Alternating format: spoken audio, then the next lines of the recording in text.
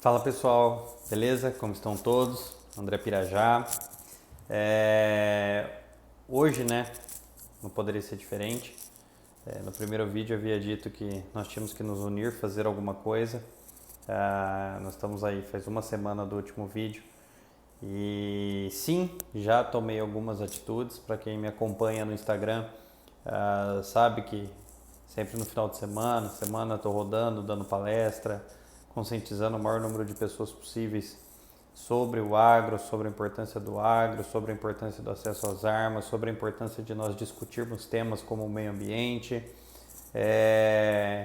E hoje, como vocês podem ver na capa do vídeo, me deparei, vésperas aí natalina, e estava num shopping, dando aquela passeada, e a hora que eu estou saindo do shopping, me deparo com aquele marketing, óbvio que eu tampei o rosto de uma criança, sendo utilizada para propagar uma campanha publicitária de mudanças climáticas, Até o nome foi alterado, antigamente dizia-se aquecimento global, mas aí como os próprios criadores do aquecimento global e de todo o terrorismo ambiental voltaram atrás dos seus prognósticos, agora o nome é outro, agora chama-se mudanças climáticas.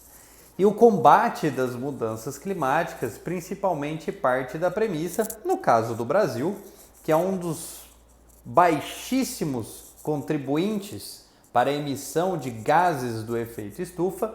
No Brasil, precisamente, o uso do solo é um dos grandes fatores aí do cálculo de CO2, E então nós estamos alçados aí numa posição elevada de poluidores pelo uso do solo, porque se levarmos em consideração a queima de combustíveis fósseis, nós vamos lá para baixo no ranking. Mas o que tem a ver o uso do solo com o agronegócio? Basicamente tudo. E aqui, para quem me conhece, sabe que eu não poupo palavras, nós estamos falando principalmente dos pecuaristas marginalizados, estes mesmos. E quem são os pecuaristas marginalizados? Basicamente 99% dos pecuaristas do país. Afinal, são poucos os pecuaristas que utilizam linha de créditos especiais para trabalhar com degradação das suas pastagens, ainda que programas como o ABC existam há 10 anos, é muito mais fácil que agricultores que já estão aí na atividade agrícola façam trabalho de recuperação de pastagens, de solos, enfim, e o pecuarista, sempre com uma margem um pouco mais rígida, e seja pela cultura, seja, enfim, pela sua localização geográfica, ele tem um pouco mais de dificuldade desse tipo de matéria, até porque demanda muitos investimentos. É o que as pessoas normalmente, eu converso com alguns pecuaristas, eles dizem que pecuarista que lida com sustentabilidade é basicamente um agricultor. Então aí nós temos um problema do aquecimento global, não querem muito a fundo nessa discussão sobre mudanças climáticas, mas chamar a atenção dos senhores que é necessário iniciarmos um debate científico. E por que eu digo debate científico? Voltamos à capa do nosso vídeo. Está lá, expresso, mudanças climáticas. E nós discutimos mudanças climáticas ou somente é uma voz uniforme e uníssona que toca?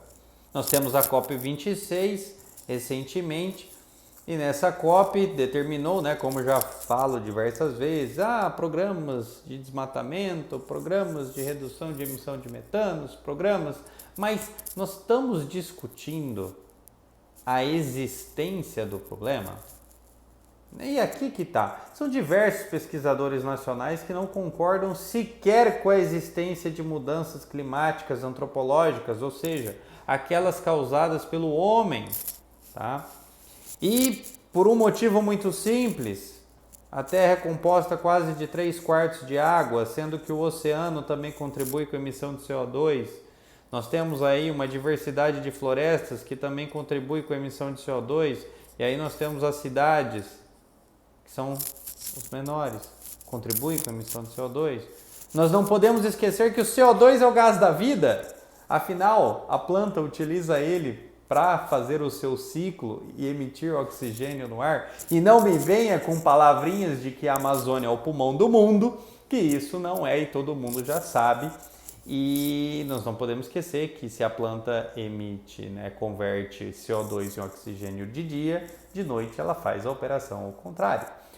Isso para não falar da serrapilha, que emite CO2, são aquelas plantas baixas, em degradação no solo, os animais e tantas outras coisas que produzem CO2. O CO2 não é o gás da morte, é o gás da vida, tá? E aí, eu hoje, claro, li uma notícia dizendo que até 2030, nos programas utilizando financiamentos do ABC, afinal, os produtores rurais devem ainda, além de dever para o banco para fazer as suas operações, eles também deverão dever para o banco para salvar o clima. Afinal, existe uma criança segurando um iPad produzido numa indústria chinesa, dizendo que mudanças climáticas estão vindo. Afinal, quem tem que pagar a conta? É óbvio que é o produtor rural. E claro que não vai ser a China, é óbvio. E se nós pegarmos, essa redução de CO2 e esses empréstimos, o Brasil até 2030 reduzirá em 1 bilhão de toneladas de CO2, que representa quase 1% do que é emitido no país. E aí eu te pergunto, nossa, 1% é uma mudança, tem que começar de algum lugar, afinal, nós temos que fazer alguma coisa pelo clima? Sim! E quanto você acha que isso representa no mundo? Uma China que emite, Estados Unidos, 500 bilhões de CO2. Não vai mudar nada. Porque eles também não vão fazer nada, porque eles não aderiram, afinal, a COP, nem a China, nem a Índia, nem os Estados Unidos, nem a Rússia. E só nós que vamos pagar o pato. Afinal, existe um menininho segurando um iPad na saída de um shopping center, de uma propaganda de uma escola, para dizer que lá dentro eles combatem essas mudanças climáticas e eles ensinam às nossas crianças condutas que nós devemos fazer. E aí eu me pergunto se talvez salvar o mundo pelo clima compensaria faltar alimento.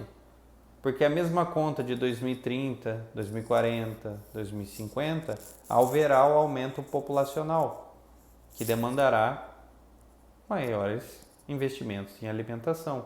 E o que acontece com um país que não tem condições de aumentar a sua produtividade proporcional ao aumento da população? Afinal, a expansão de terra é quase nula. Nós não podemos esquecer que um dos tratados também assinado na COP26 é da eliminação do desmatamento. Ah, não, mas nós vamos aumentar a produção por hectare. Mas e vocês esqueceram que também existe a discussão dos alimentos transgênicos? Como que nós vamos aumentar sem alimentos transgênicos?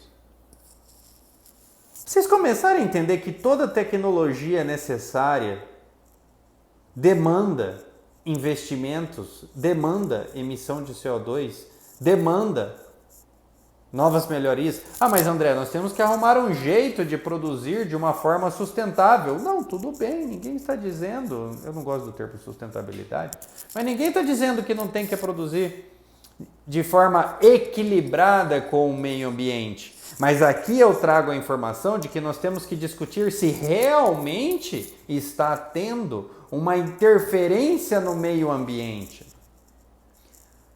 Porque a Amazônia não virará jamais um deserto, Seja porque ela não tem características seja que sua terra é muito fértil e chove demais. Logo, não nascerá outra coisa nas terras da Amazônia senão árvores gigantes e verdes e densas, É diferente se fosse uma terra pobre, árida, que não nasce árvores estrondosas, Isso aí, uma criança que está estudando talvez em um colégio que não pregue mudanças climáticas consiga raciocinar. Vocês estão entendendo onde eu quero chegar? Senhores,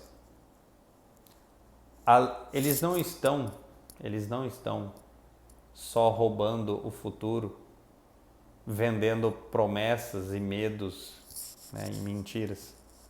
Eles estão roubando o nosso futuro quando eles colocam criança para fazer propaganda de uma ciência que sequer foi debatida. Uma boa semana a todos. Fiquem com Deus. Um grande abraço.